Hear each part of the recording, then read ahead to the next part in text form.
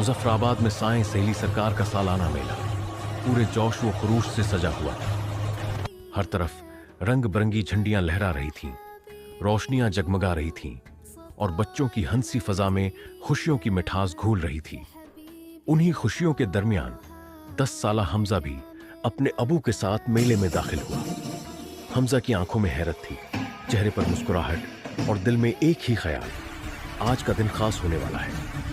हमजा ने चारों तरफ देखा, कहीं खिलौनों की दुकानें, कहीं खाने की खुशबू और कहीं कहकाओं की आवाजें। वो खुशी से बोला, अबू आज तो मेला बहुत जबरदस्त है। सबसे पहले हमजा सर्कस के खैमे की तरफ गया। जैसे ही वो अंदर दाखिल हुआ, तालियों की गूंज ने उसका इस्तकबाल किया। एक जोकर कलाबाजियां लगा रहा था और बच्चे जोर जोर से हंस रहे थे। अचानक एक करतबबाज आग के जलते हुए छिले में से कूदा। हमजा की आंखें हैरत से फैल गई। उसने खुशी से तालियां बजाई और दिल ही दिल में सोचा कि सर्कस तो वाकई जादू जैसा होता है। सर्कस के बाद हमजा झूलों के इलाके में पहुंचा। रोशनियों में चमकता हुआ बड़ा सा आसमानी झोला देखकर उसका दिल खुशी से भर गया। वो झोले पर बैठा। झोला आहिस्ता आहिस्ता ऊपर जाने लगा।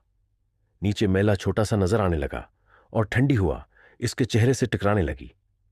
हमजा जोर से हंसा और बोला, वाह कितना मजा आ रहा है। झूलों के बाद हमजा जानवरों के हिस्से में गया। वहां उसने ऊंट, घोड़े और रंग बरंगे परिंदे देखे। एक बंदर शरारतें कर रहा था और बच्चों की नकल उतार रहा था। हमजा बंदर को देखकर हंस हंस कर दोहरा हो गया। उसने ऊंट को चारा डाला और प्यार से कहा, तुम तो बहुत बड़े हो। मेले के आखिर में हमजा ने रंग बरंगे गुब्बारे खरीदे, बर्फ का ठंडा गोला खाया और दिल में खुशी महसूस की।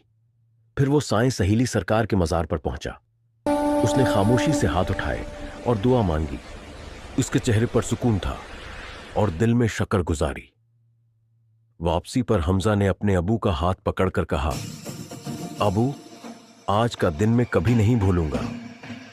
मेला खत्म हो गया, मगर हमजा के दिल में साईं सहेली सरकार के मेले की खूबसूरत यादें हमेशा के लिए बस गई।